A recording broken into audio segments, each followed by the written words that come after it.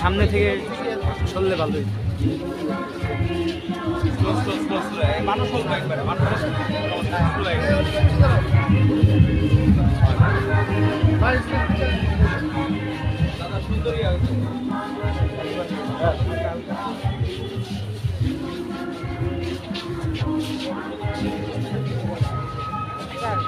সঞ্চয় ভাই, সবাই একটু নিচে যান, আমরা প্রোগ্রামটা সবাই করবেন।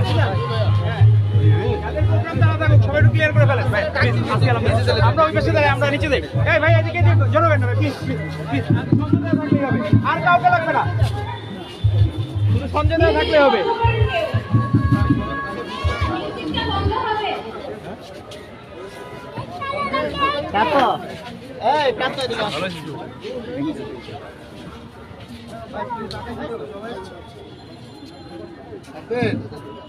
প্রিয় সুধী, আসসালামু আলাইকুম। আজ 20 জানুয়ারি 2025 শহীদ প্রেসিডেন্ট জিয়াউর রহমানের 89তম জন্মবার্ষিকী উপলক্ষে ঠিকানা বাংলাদেশ শিল্পকর্ম প্রদর্শনী, গুণীজন সম্মাননা ও সাংস্কৃতিক অনুষ্ঠানে আপনাদের স্বাগত। ভাই ভাই সবাই নিচে যান, নিচে যান ভাই, এদিকে সাইড হন, এদিকে তো সাইড হন, ছড়তে বলেন, ছড়তে বলেন ভাই। ভাই আপনারা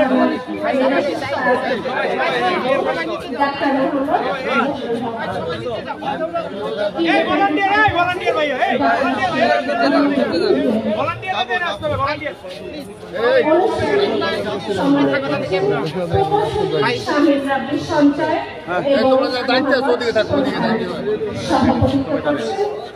একসাথে ছবি তুলবাই, আমরা শিল্পকর্ম প্রদর্শনীটি উদ্বোধনের মাধ্যমে আজকের সারাদিন ব্যাপী অনুষ্ঠান উন্মোচন করবেন অ্যাডভোকেট রুহুল কবির রিজভী, সিনিয়র যুগ্ম মহাসচিব, বাংলাদেশ জাতীয়তাবাদী দল বিএনপি।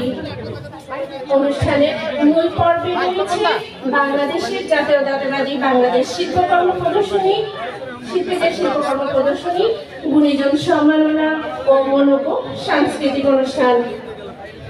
প্রিয় সুধী, আপনাদের সকলকে আজকে দিনব্যাপী অনুষ্ঠান উপভোগ করার জন্য আন্তরিকভাবে আমন্ত্রণ জানাচ্ছি। এখন আমাদের মাঝে অনুষ্ঠানটি সঞ্চালনা করবেন প্রকৌশলী শামীম রাব্বি সঞ্জয়। ধন্যবাদ। বিসমিল্লাহির রহমানির রহিম। আমাদের মাঝে উপস্থিত হয়েছেন আজকে আমাদের প্রধান অতিথি, আমাদের আজকের অনুষ্ঠানের মধ্যমণি অ্যাডভোকেট রুহুল কবির রিজভী। আমি অনুরোধ করছি মঞ্চ থেকে সবাইকে নিচে বসার জন্য, এবং আমাদের বিশেষ অতিথিদেরকে আমি আহ্বান করব মঞ্চে আসার জন্য। আমি প্রথমে আহ্বান করছি শিল্পী অধ্যাপক ডক্টর আব্দুল সত্তারকে মঞ্চে আসার জন্য।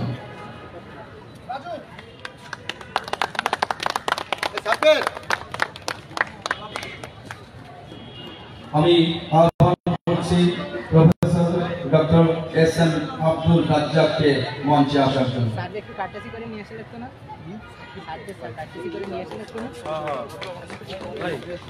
আমি আহ্বান করছি শিল্পী দেবাশিস পালকে মঞ্চে আসার জন্য।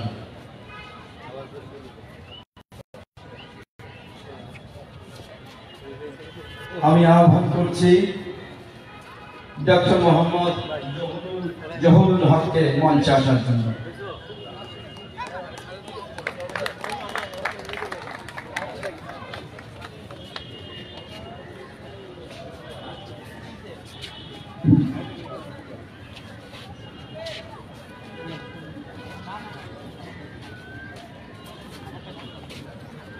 আমি আহ্বান করছি আজকের অনুষ্ঠানের কিউরেটর ডক্টর শেখ মনিরুদ্দিন জুয়েলকে মঞ্চে আসার জন্য।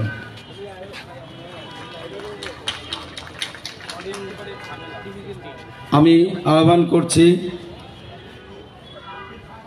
সঞ্জয় দে রিপনকে মঞ্চে আসার জন্য। আমি আহ্বান করছি শিপন খানকে মঞ্চে আসার জন্য।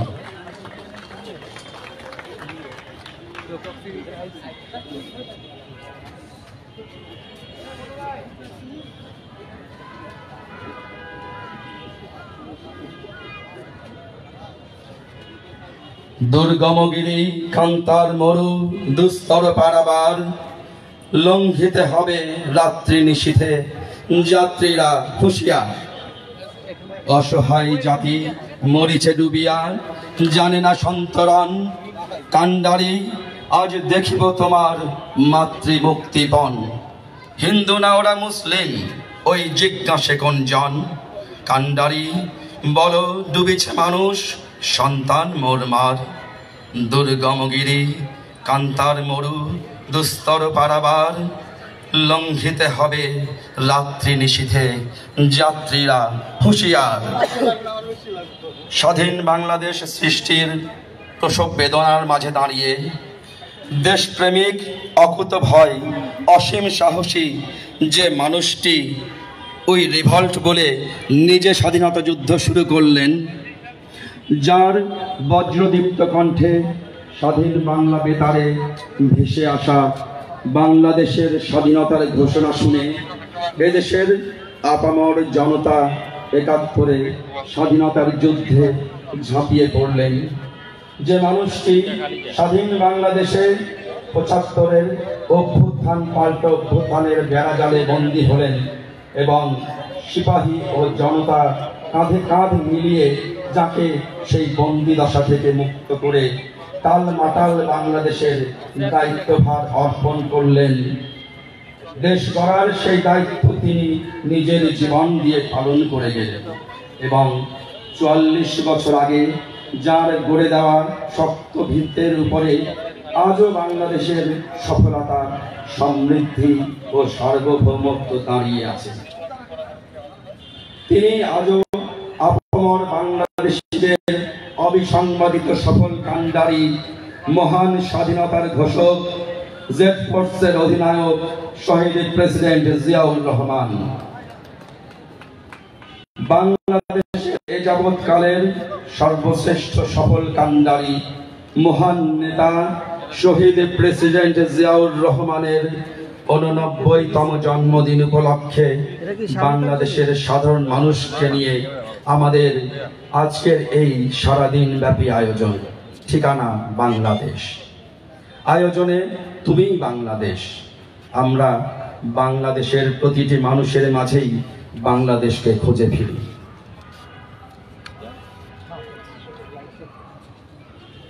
আজকের এই অনুষ্ঠানটি যাদের অক্লান্ত পরিশ্রমে আয়োজন হয়েছে এবং যাদের ছাড়া আজকের অনুষ্ঠানটি সম্ভব হতো না, এই অনুষ্ঠানের সমন্বয়কারী সঞ্জয় দে রিপন, শিপন খান এবং প্রকৌশলী শামীম রাব্বি সঞ্চয়।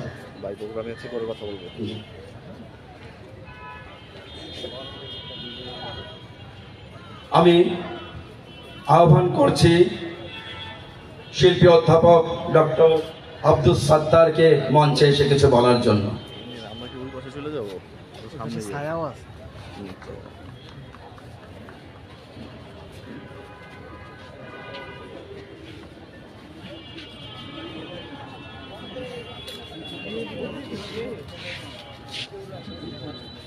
এখান থেকে যেটা প্রেসিডেন্টের ইয়ে আসে না,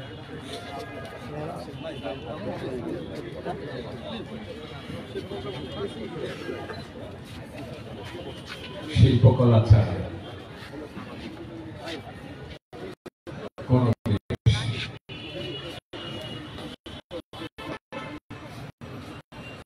সম্ভব হতে পারে না। শিল্পকলার মাধ্যমে পৃথিবীতে সভ্যতার সূচনা হয়েছে।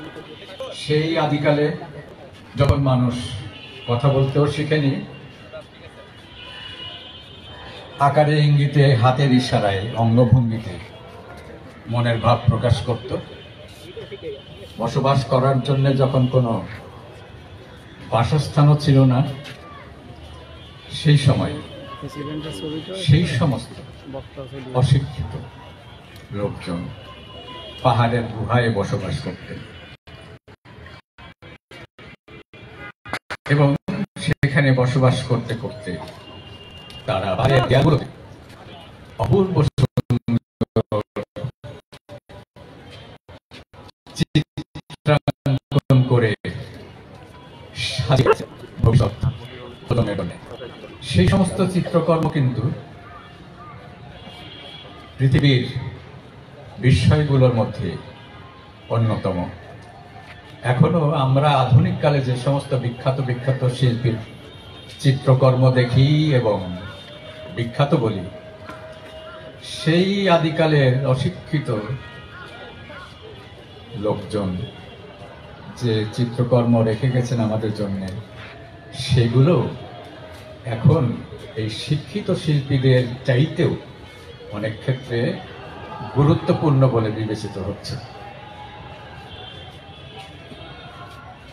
শহীদ প্রেসিডেন্ট জিয়াউর রহমান এই শিল্পকলার বিষয়টি মর্মে উপলব্ধি করেছিলেন। আপনারা সবাই হয়তো তাকে রাজনীতিবিদ হিসেবে জানেন, অন্যান্য ক্ষেত্রে যে সমস্ত উন্নয়ন করে গেছেন সেই বিষয়ে জানেন, কিন্তু তিনি শিল্পকলা এবং সংস্কৃতির জন্য যে অবদান রেখে গেছেন সেইটা সম্পর্কে হয়তো আমরা অনেকেই অবগত নই। তিনি এই শিল্পকলার উন্নয়নের কথা ভেবেছিলেন এবং ভেবেছিলেন বাংলাদেশকে যদি সর্বক্ষেত্রে সুন্দর করে গড়ে তুলতে হয় তাহলে শিল্পকলাকে সর্বাগ্রে গুরুত্ব দিতে হবে। তিনি ভেবেছিলেন আমাদের দেশের শিল্পীদের যদি সুন্দরভাবে গড়ে তুলতে হয় তাহলে শিশুকাল থেকেই তাদেরকে শিল্প শিক্ষা দিতে হবে। সেই জন্য তিনি শিশু একাডেমি প্রতিষ্ঠা করেছেন এবং সারা দেশে শিশু একাডেমির শাখা ছড়িয়ে গেছে। তিনি শিল্পকলা একাডেমিতে প্রতি 2 বছর অন্তর অন্তর যে এশীয় চারুকলা প্রদর্শনী হয়ে থাকে, তিনি সেই প্রদর্শনীরও স্বপ্নদ্রষ্টা। তিনি সেই প্রদর্শনী আয়োজন করে দিয়েছেন এবং প্রথম প্রদর্শনী তিনিই উদ্বোধন করেছেন। তার উদ্দেশ্য ছিল এরকম একটি প্রদর্শনী আয়োজনের ক্ষেত্রে যে এই প্রদর্শনীতে যে সমস্ত দেশের অরিজিনাল শিল্পকর্মগুলি আসবে, আমাদের দেশের শিল্পীরা সেই সমস্ত শিল্পকর্ম দেখে অভিজ্ঞতা অর্জন করলে তবেই তারা সফল শিল্পকর্ম সৃষ্টি করতে সক্ষম হবেন। কত দূরদর্শী সম্পন্ন ছিলেন শহীদ প্রেসিডেন্ট জিয়াউর রহমান। আজকের শহীদ প্রেসিডেন্ট জিয়াউর রহমানের জন্মবার্ষিকী উপলক্ষে আয়োজিত এই অনুষ্ঠানের স্নেহভাজন সভাপতি, মাননীয় প্রধান অতিথি, মঞ্চে উপবিষ্ট বিশেষ অতিথিবৃন্দ, এখানে এই অনুষ্ঠানে আগত সুধীবৃন্দ, এখানে আজকে শিল্পকর্ম প্রদর্শনীর আয়োজন করা হয়েছে এবং আমি খুশি হয়েছি এই জন্যে যে প্রত্যেককে শহীদ প্রেসিডেন্ট জিয়াউর রহমানকে ধারণ করে শিল্পকর্ম করেছেন। আমাদের পেছনে দীর্ঘ কাপড়ের উপরে ছবি অঙ্কিত আছে, এইগুলো শিশুরা পর্যন্ত অংশগ্রহণ করেছেন এই সমস্ত ছবি আঁকতে। এইভাবে আজকে শহর থেকে গ্রামে শিক্ষিত শিল্পী থেকে শিশুরা পর্যন্ত অংশগ্রহণ করছেন এবং সর্বক্ষেত্রে এই আন্দোলনটি ছড়িয়ে গেছে। শহীদ প্রেসিডেন্ট জিয়াউর রহমান তিনি যে সমস্ত কর্মকাণ্ড করেছেন, এই যে 21শে পদকের প্রচলন, স্বাধীনতা পদক, প্রদর্শনী, শিশু একাডেমি, এই যে সাংস্কৃতিক কর্মকাণ্ডের যত কিছু আছে সবই কিন্তু তার অবদান। তার আগেও অনেক সরকার ছিল, তারা কিন্তু কখনো সংস্কৃতির এই বিষয়গুলো নিয়ে ভাবেননি এবং তারা কিছুই করেননি। তারা শুধু কিভাবে লুণ্ঠন করা যায় সেই বিষয় নিয়ে ব্যস্ত ছিলেন। আপনাদের নিশ্চয়ই মনে আছে, সেই দলের প্রধান বলেছিলেন, লোকে পায় সোনার খনি, আমি পেয়েছি চোরের খনি। মনে আছে নিশ্চয়ই সবার। একজন দলীয় প্রধান যখন এই কথা বলেন, তখন সেই দলের সম্মান কোথায় থাকে? আমার মনে হয় তাদের যে প্রতীক, এই প্রতীকটি হলো লুণ্ঠনের প্রতীক। কারণ দেশের সম্পদ সেই নৌকা করে পাচার করা হয়েছে। আর ধানের প্রতীক, এইটা হচ্ছে জীবনের প্রতীক। মানুষ যদি খেতে না পায়, তাহলে তো দেশ কিভাবে অগ্রসর হবে? দেশের কোনো কাজই সম্ভব হবে না। এর থেকে শুধুমাত্র এইটা অনুমান করা যায় শহীদ প্রেসিডেন্ট জিয়াউর রহমানের দূরদর্শিতা কতটা ছিল গভীরে। তিনি এমন একটি প্রতীক বেছে নিয়েছেন যে প্রতীক ছাড়া মানুষের জীবনই অচল। দীর্ঘ বক্তৃতা দেবার সময় নেই, প্রদর্শনী দেখার বিষয় আছে। আমাদের প্রধান উপদেষ্টা যিনি, প্রধান অতিথি যিনি, তারও ব্যস্ততা আছে। তিনি অনেক অনুষ্ঠান সেরে তারপরে এখানে আসতে পেরেছেন, আবারও হয়তো কোথাও চলে যাবেন বক্তব্য শেষ হলে। সুতরাং আমি দীর্ঘ করব না আমার বক্তব্য। যারা এই প্রদর্শনীর আয়োজন করেছেন, যারা এই প্রদর্শনীতে অংশগ্রহণ করেছেন, ছবি এঁকেছেন এবং যারা আমাকে আমন্ত্রণ জানিয়েছেন, যারা কিছু বলার সুযোগ করে দিয়েছেন, তাদের সবাইকে আন্তরিক ধন্যবাদ জানাই। আজকে দেখেন, সারা ঢাকা শহরে বিএনপির আলোচনা, শহীদ প্রেসিডেন্ট জিয়াউর রহমানের ছবিতে সয়লাভ হয়ে গেছে ঢাকা শহর। সারা দেশ, শুধু ঢাকা শহর না, সারা দেশে শুধু বিএনপি। অথচ কিছু কিছু বুদ্ধিজীবী লোকজন এবং আমার মনে হয় এই রাজনৈতিক অঙ্গনের লোকজনও বলেন, এই যে বিএনপির কর্মকাণ্ড দেখে মনে হচ্ছে দেশ তারা নিজেরাই এখন দখল করে ফেলেছেন, তাহলে পরে কি হবে? আর এইটাই তো স্বাভাবিক, চোরেরা তো পালিয়ে গেছে, এখন দেশে আছে তো সব বিএনপি, বিএনপি ছাড়া কোথাও কেউ নেই। সুতরাং এটা মনে হওয়া খুবই স্বাভাবিক।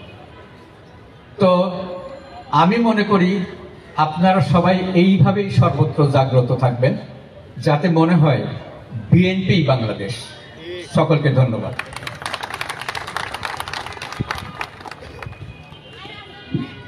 ধন্যবাদ শিল্পী অধ্যাপক ডক্টর আব্দুস সাত্তার। আমি আমাদের আজকের অনুষ্ঠানের পথিকৃৎ 90-এর অভ্যুত্থানের কিংবদন্তি ছাত্রনেতা, 80-র দশক থেকে আজ অবধি বাংলাদেশে ফ্যাসিবাদ ও মাফিয়া রেজিম বিরোধী আন্দোলনে যার অনবদ্য অবদান এবং অত্যন্ত দুর্লভ সাহসী নতুন প্রজন্মের প্রগতিবাদী অতীব জনপ্রিয় নেতা, বিএনপির সিনিয়র যুগ্ম মহাসচিব অ্যাডভোকেট রুহুল কবির রিজভী। আমি অ্যাডভোকেট রুহুল কবির রিজভীকে অনুরোধ করছি আজকের অনুষ্ঠানের প্রথম পর্বের চিত্রকর্ম প্রদর্শনী উদ্বোধন করে বক্তব্য রাখার জন্য। ধন্যবাদ। বক্তব্য রেকর্ড দিলেন 12 একটু পরে দিলে হয়, 2 মিনিট পরে। এখন একটু ছবি দেখবে, 2 মিনিট পরে দেখা।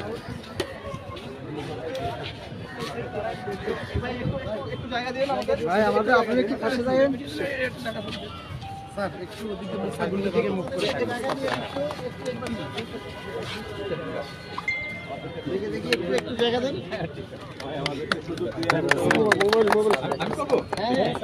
সবাই সিগনেচার করতে ভাই, আপনারা একটু পিছান না, একটু আমরা পিছালে আমরা একটু পাই।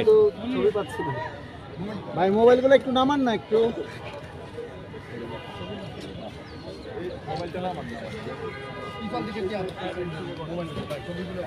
ভাই কাজে আছে, পরে পরে পরে ফোন হ্যাঁ পরে তাহলে করতে বলেন না, এটা পূর্ণ বিবেচনার জন্য নাম্বার সে যদি আরো বেশি পাই তো পূর্ণ বিবেচনার জন্য একটু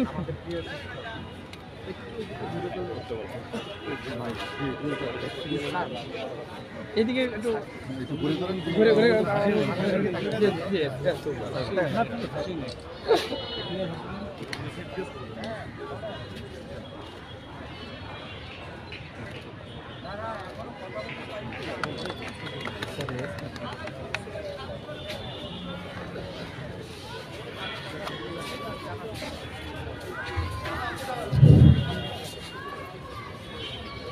সম্মানিত অতিথিবৃন্দ, এখানে দেশের কীর্তিমান শিল্পীরা রয়েছেন, যাদের শিল্পকর্মের অসামান্য অবদানের কথা আমরা যেমন জানি, তাদের সেই শিল্পকর্ম দেখে আমরা বিনোদিত হই। আজ এই মুহূর্তে শহীদ রাষ্ট্রপতি জিয়াউর রহমানের জীবন কর্মর উপর যে শিল্পকর্মের প্রদর্শনী আয়োজন যারা করেছেন, আমি তাদেরকে শুধু ধন্যবাদ জানাবো না, তাদের প্রতি আমার রইল সশ্রদ্ধ সালাম। বয়সে হয়তো তারা অনেকেই ছোট, কিন্তু এরপরেও যে কাজটা আমরা আগে করতে পারিনি, সেই কাজটি সঞ্জয় দে রিপন অত্যন্ত আন্তরিকতার সাথে সম্পন্ন করেছেন নিজের তাগিদে। আমরা যে তাকে তাগিদ সৃষ্টি করেছি এমন না, সে তার টিম নিয়ে, তার দল নিয়ে এই মহাযজ্ঞটি সাধন করেছে। এখানে কিছুক্ষণ আগে আমাদের সকলের শ্রদ্ধেয় এদেশের একজন অসামান্য শিল্পী সাত্তার স্যার অসাধারণ চমৎকার বক্তব্য রেখে গেছে। আমরা অত্যন্ত মুগ্ধ হয়ে তার কথাগুলো শুনছিলাম। আসলে যে জাতির কোনো উন্নত শিল্পকর্ম নয়, সেই জাতি পূর্ণাঙ্গ জাতি নয়, সেই জাতি পরিপুষ্ট জাতি নয়।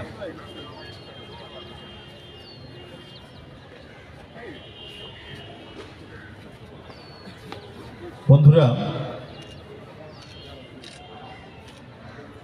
শহীদ রাষ্ট্রপতি জিয়াউর রহমানের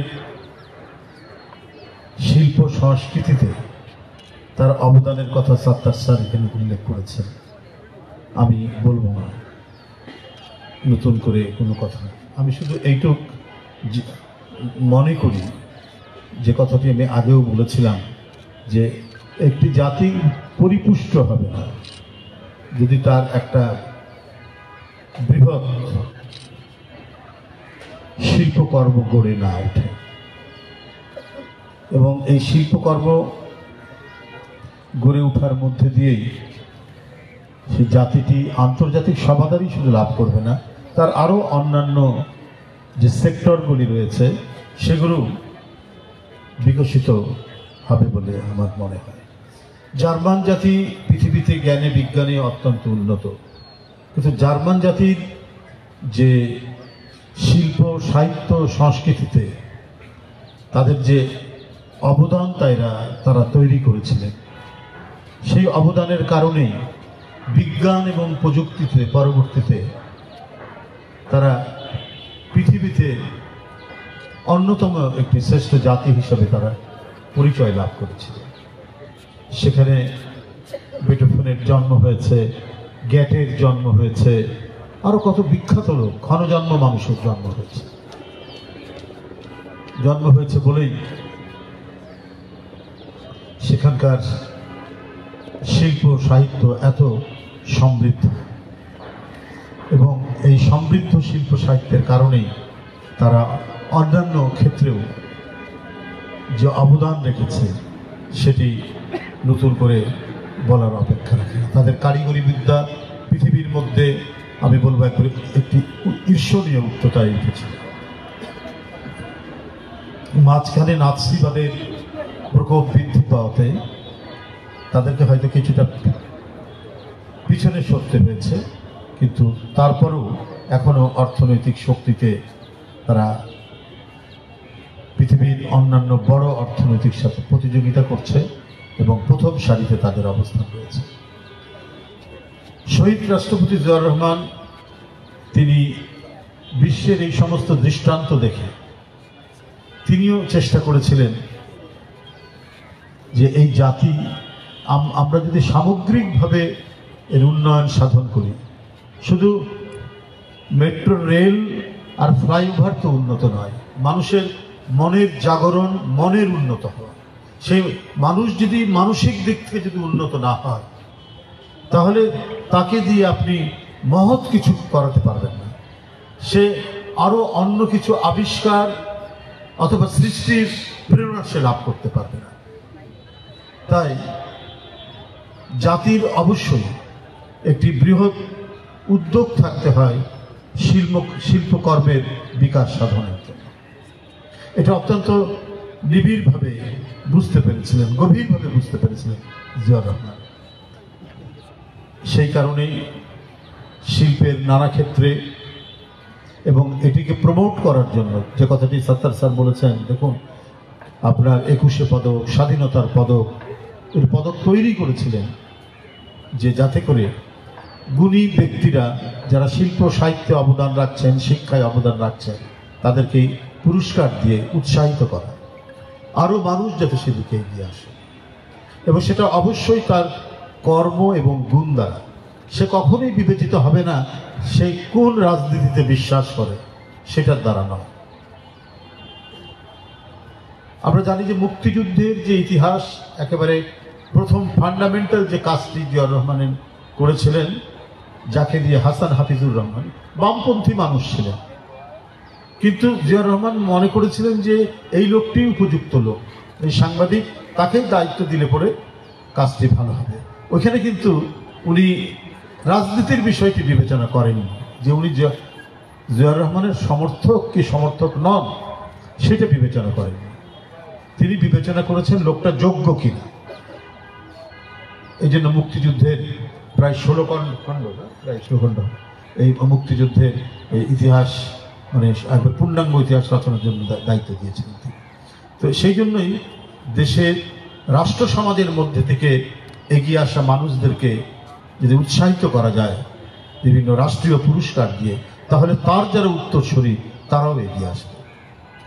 একটি জাতি আপনারা দেখবেন, উন্নত জাতি, তার যত শিল্প সাহিত্য বিকাশ লাভ করেছে, তেমনি তার বিজ্ঞান, দর্শন, কারিগরি বিদ্যার উৎকর্ষ লাভ করেছে।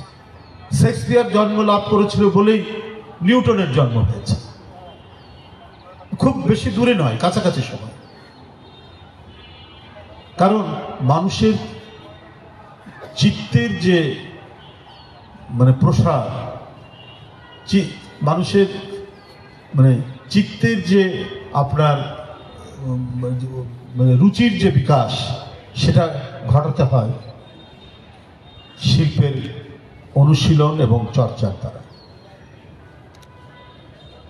চীনের এক রাষ্ট্রনায়ক একটা চমৎকার কথা বলেছেন যে রাজনৈতিক সংগ্রামের অগ্রবাহিনী হচ্ছে শিল্প সংস্কৃতির বাহিনীরা। তারা যদি রাজনৈতিক সংগ্রাম বা একটা রাজনৈতিক যুদ্ধের অগ্রবাহিনী হিসেবে কাজ করে, তাহলে সেই রাজনৈতিক সংগ্রাম তার অভীষ্ট লক্ষ্যে পৌঁছতে পারবে। কত বড় কথা!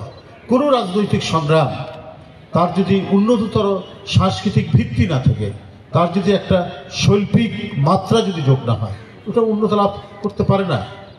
আমাদের স্বাধীনতা যুদ্ধ, এমনকি এইবারের যে ফ্যাসিবাদ বিরোধী আন্দোলনে একটি ছোট্ট একটি গান, কিন্তু এটার যে কত শক্তিশালী হয়েছিল, দেশটা তোমার বাবার নাকি, এই একটা শব্দই, একটা আমি বলছি একটা লাইন, একটা বড় গান, কিন্তু দেখুন এটা রাজপথের সংগ্রাম আত্মদানকে উদ্বুদ্ধ করেছে এই গানটি, এবং এত বড় ভয়ঙ্কর একটা ফ্যাসিবাদ, তাকে দেশ ছেড়ে চলে যেতে হয়েছে।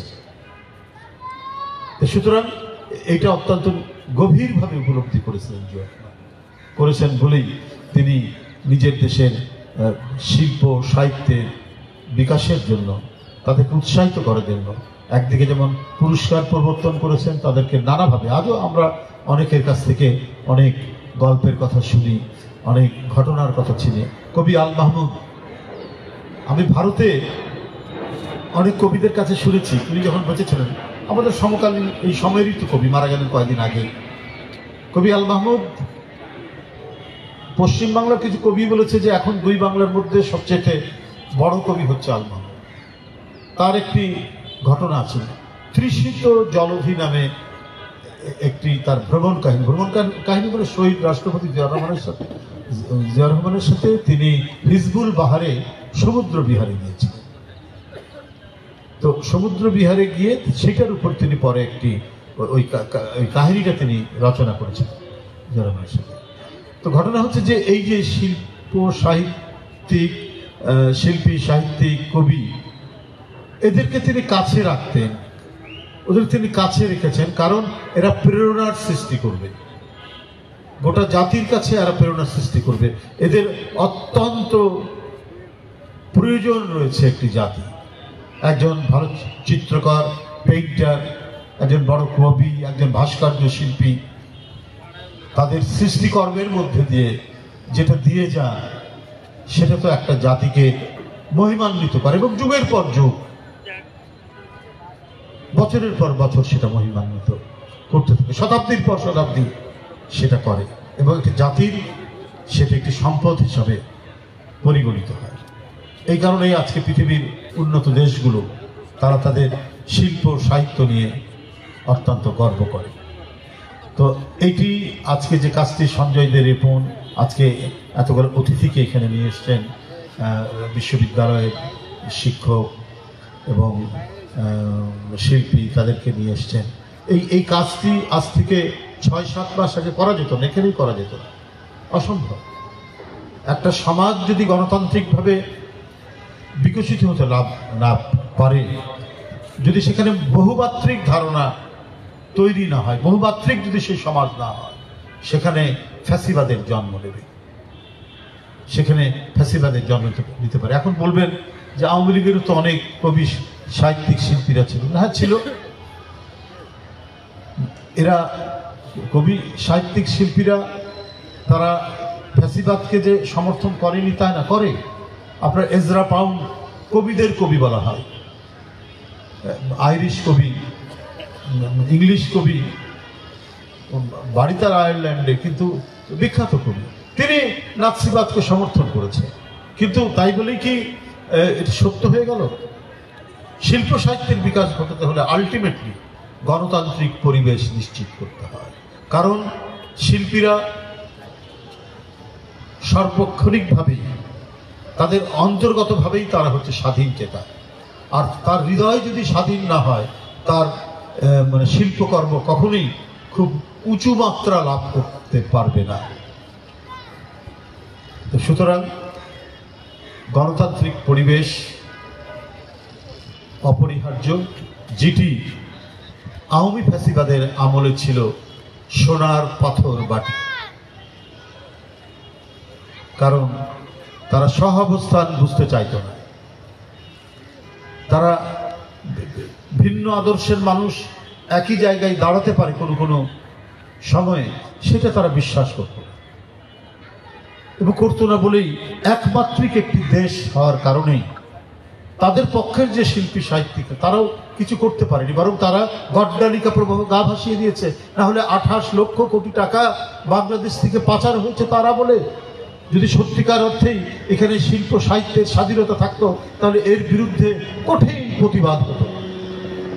আজকে একটি পরিবার, একটি গোষ্ঠীর শাসনে বাংলাদেশের মনে হচ্ছে সমস্ত সরকারি সম্পত্তি একটি পরিবারে, ছেলের নামে, ভাগ্নির নামে, ভাস্তির নামে, মেয়ের নামে সরকারি জমি প্লটের পর প্লট লিখে দিয়েছে। এই দেশে যদি সত্যিকার অর্থেই শিল্পী সাহিত্যের অনুশীলন থাকতো, একটি যদি গণতান্ত্রিক পরিবেশ থাকতো, তাহলে এগুলোর প্রতিবাদ হতো এবং এই অনুশীলনের কারণে আপবর জনসাধারণের মধ্যে মানে গড় রুচি আরো অনেক বেশি শানিত হতো, রুচির আপনার উন্নত রুচি বৃদ্ধি পেত।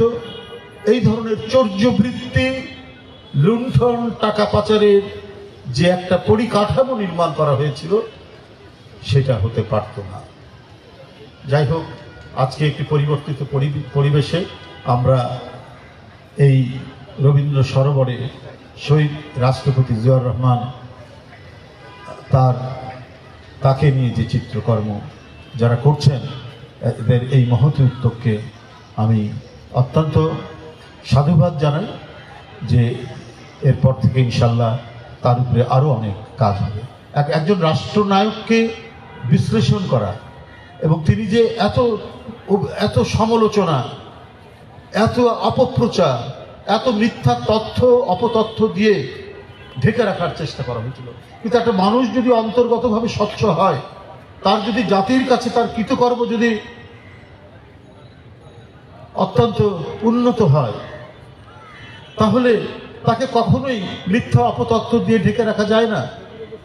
আজকে এখান থেকে নতুন প্রজন্মের যারা শিল্পী সাহিত্যিক গড়ে উঠবে, তারা তার জীবনের আরো বহু দিক নিয়ে তারা চিত্রকর্ম করবে। আমি শুধু একটি ঘটনার কথা বলতে চাই। গতকাল একটি সংবাদপত্র, আবার পরে আমি নিজেও মুগ্ধ হয়েছি, যে এক মেয়ে লিখছে তার বাবা জিয়াউর রহমানের সাথে হয়তো কোনো আমলা ছিলেন, কাজ করেছেন বিভিন্ন লেভেলে, হয়তো সচিব ছিলেন, মেডিসিন সেক্রেটারি ছিলেন। যে একদিন শুনছেন জিয়াউর রহমান সাহেব 2-3 দিন পর জানতে পেরেছেন উনার ছোট ভাই,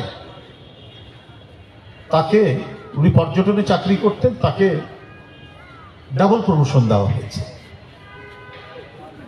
ডাবল প্রমোশন তাকে দেওয়া হয়েছে, এটা আপনি জানতে পারলেন 2-3 দিন পর। পর্যটন কর্পোরেশনের চেয়ারম্যানকে ডেকে বললেন, আপনি করেছেন কেন ডাবল প্রমোশন? কেন? প্রেসিডেন্টের ভাই, তাই আমাকে খুশি করবেন? এক্ষুনি তার প্রমোশন কেটে দেন।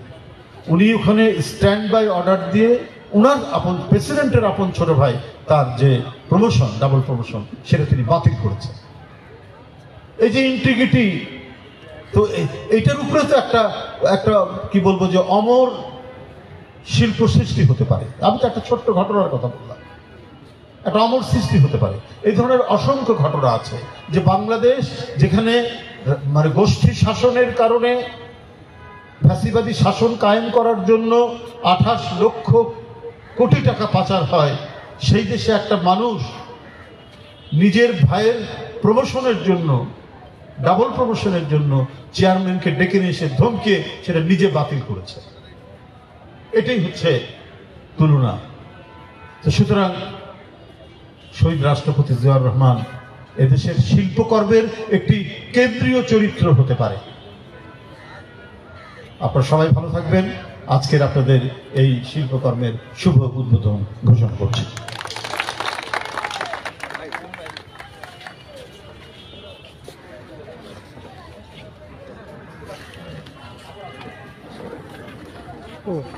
ধন্যবাদ আমাদের প্রিয় নেতা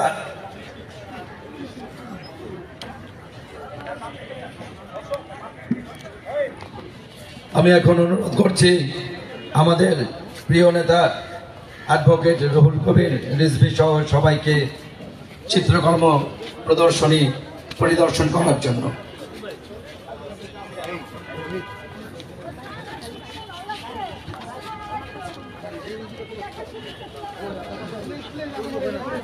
খুব ভালো লাগছে সব বক্তব্য, শুধু শাসনের অভাব আছে, বাংলাদেশে মানুষ লুটপাট করছে, ওরা আমাদেরকে ক্ষতি করছে।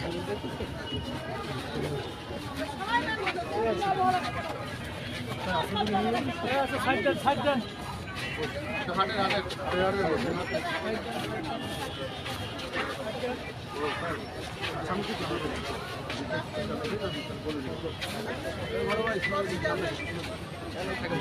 আমি কালকে প্রতিদিনই যাই, আমি যে সময় করছি সে সময় আপনি হয়তো সাইড দেন নয় 12টার দিকে।